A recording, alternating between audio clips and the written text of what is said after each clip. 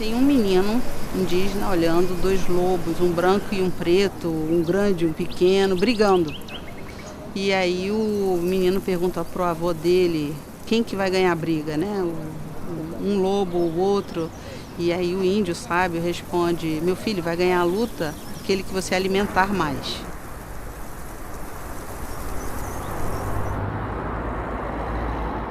Então, quando a gente alimenta essa ideia, o Brasil não está dando certo, o clima não vai para frente, ou então só vai para trás as coisas, é como se a gente estivesse alimentando isso.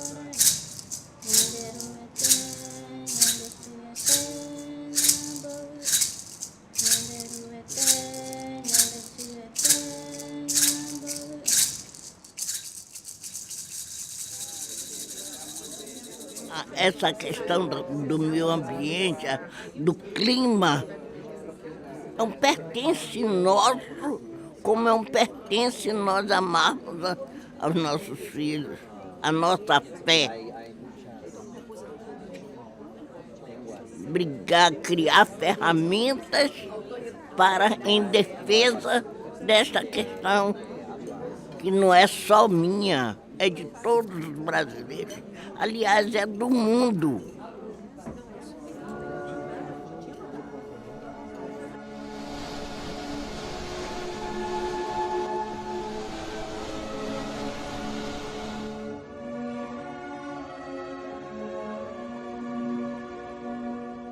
Nós não estamos somente degradando o universo, o mundo, nós estamos degradando a nós mesmos. O universo está chorando. Que herança nós vamos deixar para os nossos adolescentes se nós não tivermos esta consciência? Uma consciência de que o meio ambiente nos pertence. Actualmente, si bien día en día va enfermándose nuestra madre tierra. ¿Por qué? Por el hecho que muchas veces no cuidamos y tratamos de maltratarlas, la rompemos sus piedras, sacamos sus aguas, sus bosques, entonces ella queda ya enferma así como un ser humano.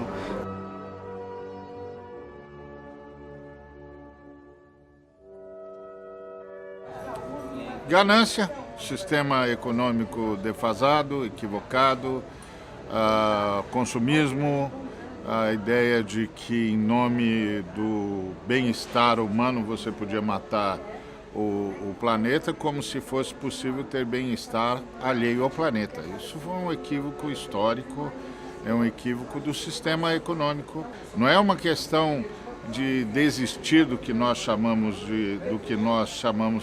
de progresso, mas repensar o que realmente é progresso. Quer dizer, não pode haver progresso quando ele está às custas da destruição do planeta. Quando, por exemplo, nós olhamos os rios como recursos hídricos, os povos da natureza veem os rios. Nós vemos recursos, pessoal. Isso é super grave. A sociedade como se estruturou hoje, nós olhamos os seres humanos como recursos, que é um grau assim, de alienação realmente. Nós olhamos os animais como recursos e olhamos os seres humanos como recursos. Nós viramos uma sociedade ao nível sutil, uma sociedade instrumental. Nesse momento nós também não temos lugar para a natureza intacta. A natureza intacta parece um problema econômico. é uma região que não está gerando recurso, parece que é uma coisa inútil.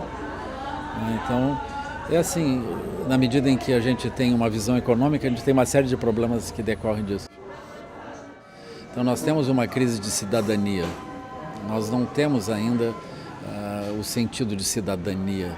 Isso eu considero que é a raiz mais profunda da violência também, como é a da destruição ambiental. Porque na medida em que a pessoa não tem um sonho dentro do país, ela não tem um lugar que ela assim, se veja existindo dentro da própria nação, ela sonha qualquer coisa e vai fazer qualquer tipo de ação, né? Então essas populações, elas têm uma disparidade de renda, mas a questão não é a disparidade de renda. A questão é que elas estão sem futuro, sem inserção.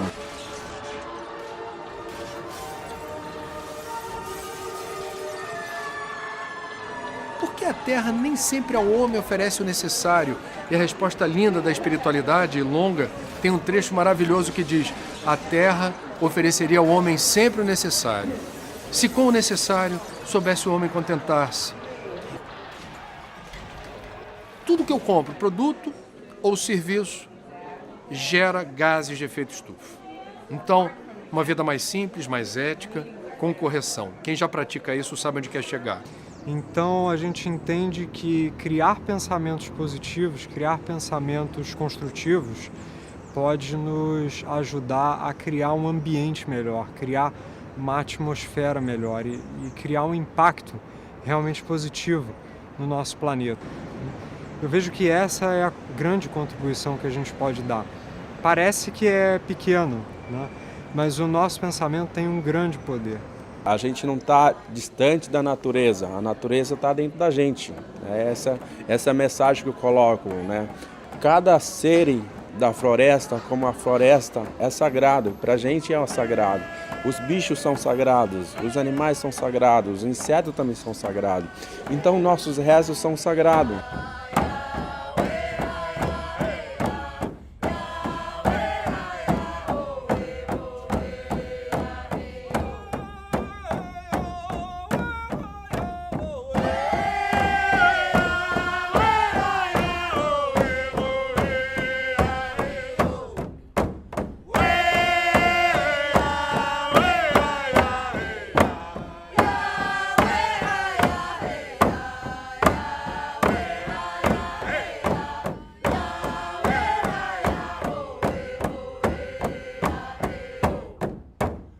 Então, toda tradição nativa, não importa, o Ojibwe e outra, ela vem da natureza, né? Então, assim, a natureza é a tua casa.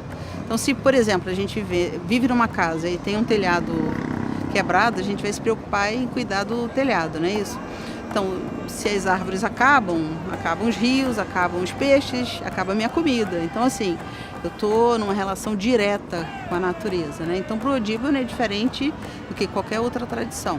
E é importante pensar isso, que nós temos uma casa comum, temos que zelar por essa casa comum, temos responsabilidade sobre essa casa comum e só podemos fazer isso mudando, né? Questionando e mudando. Só sairemos desse impasse civilizatório, só conseguiremos dobrar a esquina se percebermos que caberá a nós consumir menos, dar destinação inteligente ao resíduo, usar energia e água com moderação, privilegiar transporte público de massa eficiente, barato e rápido e não se deslumbrar com o consumismo.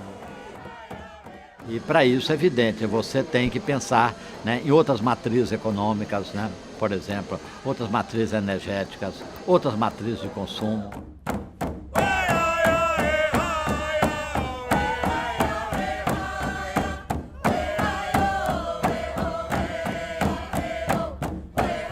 Eu acho que a gente ainda está em tempo de evitar os piores cenários climáticos. É o que os cientistas dizem. Mas a gente não percebe nos números divulgados pelos cientistas do clima, nesse exato momento em que você me faz essa pergunta, a mudança efetiva e na escala que precisa acontecer da redução das emissões. Nós estamos prometendo muito, mas no curtíssimo prazo fazendo pouco. As religiões podem mudar o curso da história, sensibilizando boa parte das lideranças políticas ou empresariais que se dizem crentes. porque eu acho que principalmente os religiosos precisam mudar a sua mensagem no que tange ao cuidado do planeta para que o seu povo possa assumir a responsabilidade que lhe cabe.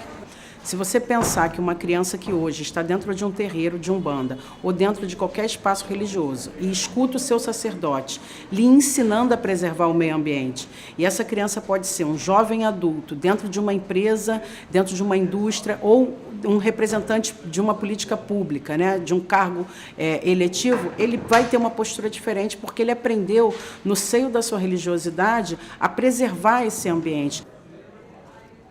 Eu acho que entre as coisas maravilhosas que estão acontecendo, encontros como esse, onde nós conseguimos nos entender, ouvir pessoas de diferentes países, diferentes tradições, e a gente vai encontrando muitos pontos de convergência, essencialmente uma visão comum, em comum. Nossos dias que vem trabalhar,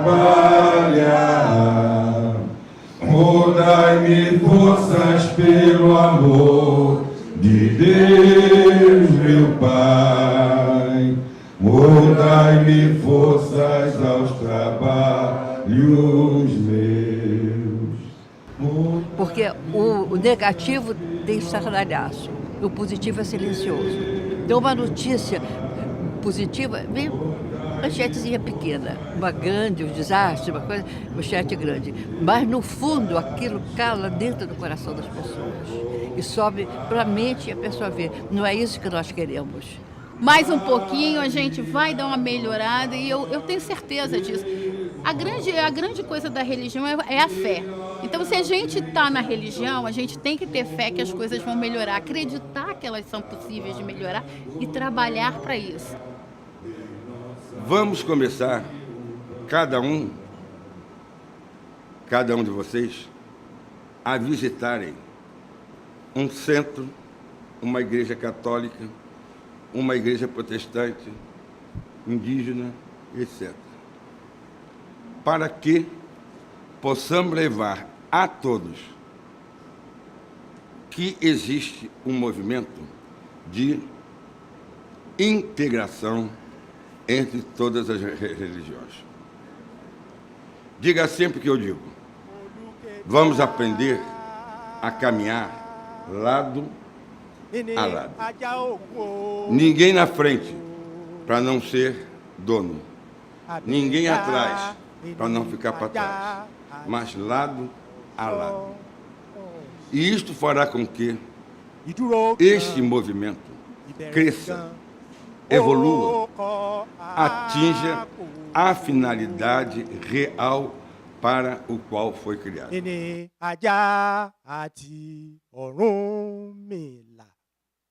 Ebi bọba dẹgbó a sì tún dọ̀dàn. Àwa jókòó jẹ̀lẹ̀ńkẹ́ àlóhùn ọ̀jẹun àtọ́sẹ̀jẹ ńlá wa ń wá o kí ọba Elédùmarè kọ́ wá fún gbogbo wa lóúnjẹ àtọ́sẹ̀jẹjẹ. Orí mi tèmi ni kọ́ ọba ń ṣe o. Èborí lọ ṣọba ọba dádé owó. Orí mi tèmi ni kọ́ ọba ń ṣe o. Orí lọ ṣọba ọba tẹ̀ pa lẹ̀kẹ̀. Orí mi tèmi ni kọ́ ọba ń ṣe o. Orí lọ ṣàgbé àgbéjọba àlùdáró. Orí ńlọ ṣàlùkò àlùkò sí ìjọba àlùkò sùn. Tó àbàlá ìṣó àṣẹ o.